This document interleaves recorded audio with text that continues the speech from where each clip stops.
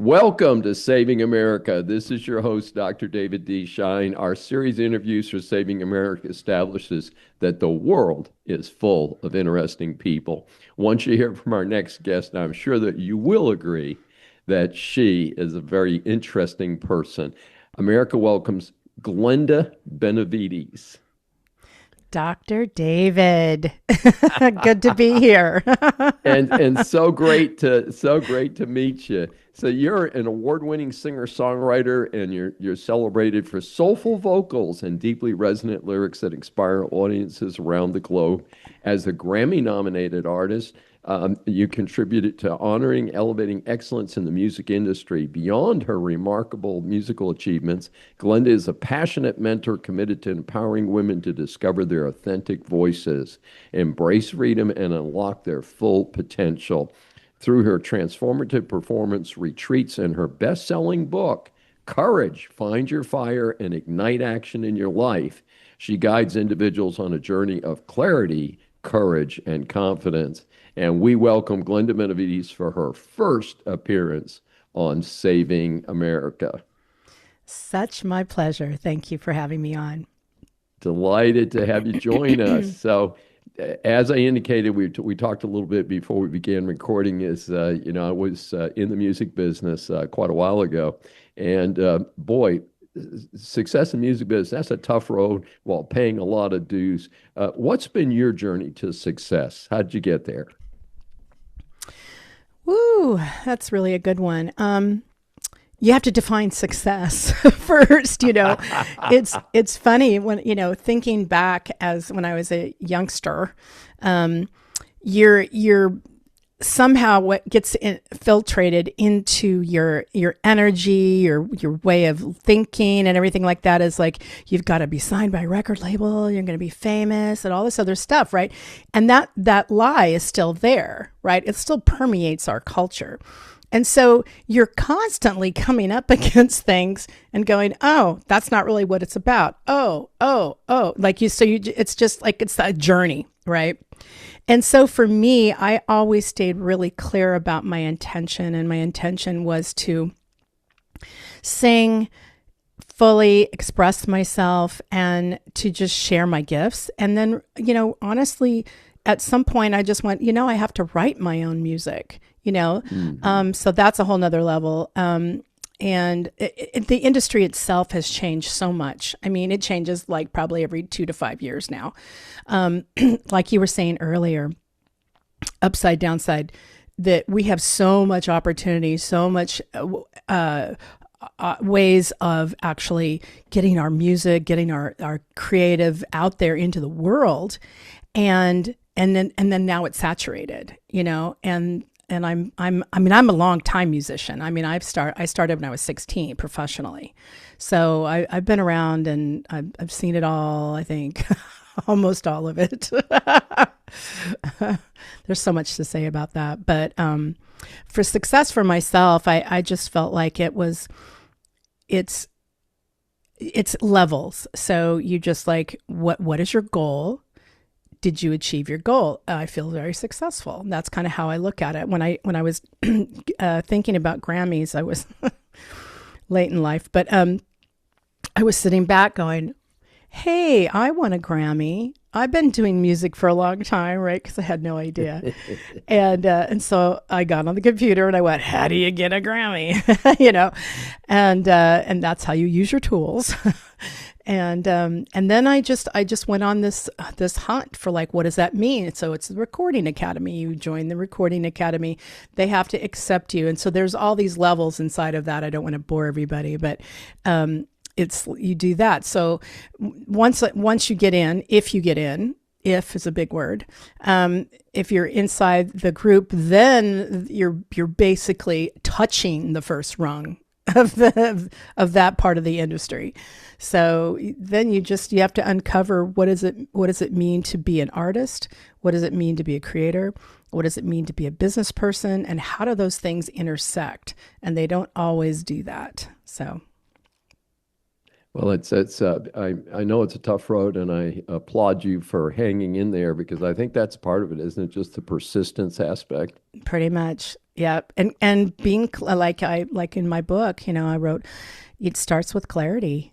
Clarity, then you have the courage, then you get the confidence, then you create a commitment, and then you have your community. And that's in my perspective, that's how I see it. That's what worked for me. And so, what are the key lessons that people take away from your book? Courage, find your fire, and ignite action in your life. Well, I hope that people take away from that being able to see a pattern of like how you can have the things that you want in your life from a 3D level, like the physical world level. And I'm not talking spirit. I'm not talking inner work or any kind of shadow work or anything like that. I'm talking about if you put the pen to paper and it's in time and you write, you will get something. You see what I'm saying?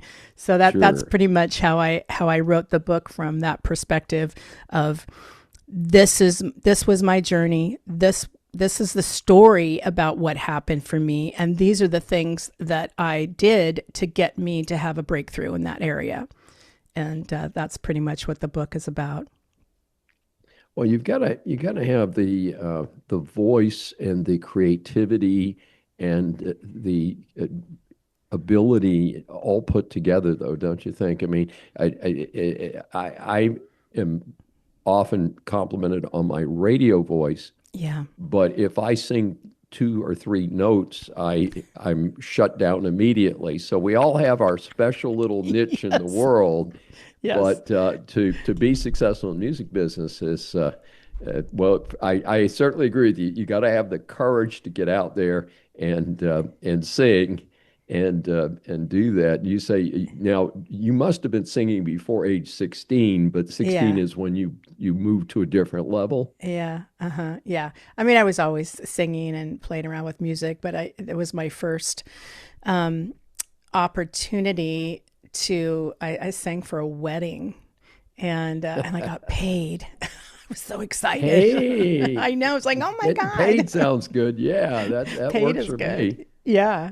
And I just kind of kept going from there, and I guess underneath everything, I always just had this passion for what I was doing, and nothing was going to stop me, and I just went, well, I asked the question, how can I? Well, you say no, that's hard, that's difficult. And then I would step back and go, no, how can I? I'm going to figure this out. I'm going to find, a band. I'm going to, I tell a little story. I don't know if you want to hear it, but Sure. I tell a little story. Right at 16, right after I got done with the whole, I sang at a wedding, and I was like, oh, I need to be in a band. I want to be in a band. And I was, in school, I was in choirs and, swing choirs and everything like that. And I was working in the summer at my parents' friend's restaurant. So I was learning how to be a waitress thing. And you couldn't go into the bar at that point, but there was a little window where you could like order like a Coke or whatever for your table. And so I stood up at that little window, and I heard the music playing in the background. It was on the jukebox in there. And I saw this band coming in, and they were setting up and everything. And I'm like, oh my God, I want to be in that band. I have no idea. Like, I was so ignorant, right? I want to be in that band, So there's that band I want to be in. So funny. And so I started singing along with the song on the jukebox, and really loud so they could hear me. And from what I found out later, was it the bass player heard me singing? He's like, wow, she's a really good singer. We should ask her to see if she wants to sign up for our band. And that's kind of how that very first band started for me. Yeah. See, so I was Oh, I think bold. that's very cool. And how long were you with that band? Oh gosh, I think like 2 to 3 years. Yeah. That's a And pretty then good gig. yeah, Yeah. and then we just morphed and stuff, and it was only weekends, and we actually got paid. I mean, because I was so young, the drummer and I were the youngest of the band, and so we'd have to sit out in the lobby or something, in whatever venue we were playing, because we couldn't be in the bar because we we're too young. I wish I could say that now. Oh, I can't come in. So I yeah, understand that aspect, yeah. certainly. And so, do you consider yourself primarily a solo artist today then?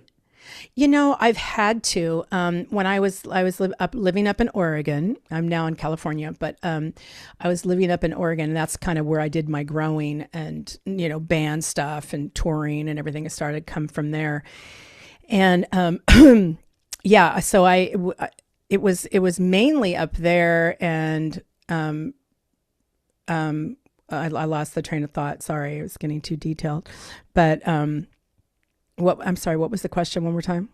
You were talking about what as being a solo artist Oh today, yeah, the solo artist. Yeah. transition. Yeah. So back then you had a band, like everybody just got together, and we played, and then we went and got gigs, and then I had an Sure. agent. So it wasn't a big deal, and I didn't realize what I was heading towards. It was like one day you won't have an agent. So, being a solo artist, basically you have a little bit more control. There's I know we used to laugh at Milli Vanilli, because they were lip syncing and stuff. Well, that's probably the only way these days you're going to survive. You're either playing guitar by yourself, or if you have a band, you better be ready to starve, or be, have management, or, a record label behind you, or something. Those days, that's pretty rare these days because it's syncing.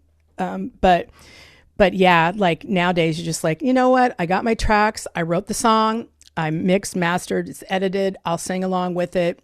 It'll cost you what it cost me, and people are more willing to pay for that instead of a whole band. Now, the whole band experience is absolutely fabulous. I love it. It's creation in motion. But I'm telling you, if you can't let things stop you, and everybody wants to get paid and nobody's paying. I mean, it's a nightmare, actually. Sounds like a tough business, and it hasn't changed much in the 50 years since I was directly involved in it. But Okay. for some of us, it's the thing to do. Absolutely. Now, as we wrap up here, I wanted to switch Yeah. gears a little bit and talk about your interest in helping women to discover their authentic voices. And why is that so vital to our society today? I think, not so much women, but I think across the board, really, everyone needs to feel empowered and, expressed. And especially these days when we feel like we're losing our rights or our voice, or, and there's so much going on. So what I thought, especially for women, being a woman, I saw where we're still kind of shrinking back. We're still like not, we're not stepping back and saying, okay, I need to take care of myself. I need to love myself. What does that mean? What are my goals? What's my purpose? And then dig into that. Then you've got your family, your children, your husband, or whatever you have or not. But I really felt like you have to have a solid foundation. And if you don't have the solid foundation, how can you be effective for anybody in your life? I mean, it's really, really important to step back and say, you know what? I have boundaries here. I need to take some time for myself. I need to figure things out. I need to understand me. And once I understand me, and I think this is true across the board, not just with women, but I think we tend to, and I'm just going to speak the we as me, I tend to want to give. What do you need? Let me help you here. Da, da, da, da. Instead of just like, you know what? Let me help here first, and then we have enough energy and flow in our bucket to go help others. So I decided that I was going to. How do I? Again, talking with you, David, about the industry and how it morphs and everything, and it's really, really important as an artist of any genre to step back and go, how am I relevant today? How am I relevant? Not back when I was a kid. How am I relevant today? What are my goals? What are my dreams? What are my passions? What is it that I have to offer others. And so once you step back and really see that, then you can, like I said, you can go out and give it out and then not feel depleted. So I thought, how do I morph all these things in, my book, my music, the transformation that I want to offer women to step into. And that was me designing and developing Soul on Fire. And Soul on Fire is not only my book, but it's also my live experiential performance. So it's a multi-dimensional experience. So it's like a concert, it's like a TED Talk, it's like a workshop. It's a hybrid experience. So. And how does our audience get in touch with you and your music and your books? Yeah, very simple. You can go to my website, glendamusic.com. That's the easiest way to do it. Otherwise, you're spelling my last name and probably incorrect. So glendamusicworks.com. It'll take you right to my website. And we are now redoing my website to start really hosting Soul on Fire performance. So that's going to be in transition in the next couple of weeks. So anyway, but you can still reach out to me there. Just go to the contact, say, hey, reach out, say, I'm interested in blah, blah, blah. And I'll reach back to you. And yeah, then that's the best. You can get my books on Amazon. You can watch my YouTube channel. I have it's all out there. Glenda Benevides. Sounds like a winner. Well, so much appreciation for what you're doing and for joining us today on Saving America. This is your host, Dr. David D. Schein. Thanks for joining us. We really appreciate your feedback and concerns. And remember, you can always like, comment, and subscribe right below. And if you've got any ideas for a specific episode or topic, be sure to let us know in the comments. And we generally not only read all the comments, we try and take action based on them. And you can also see us at our website, drdavesavesamerica.com.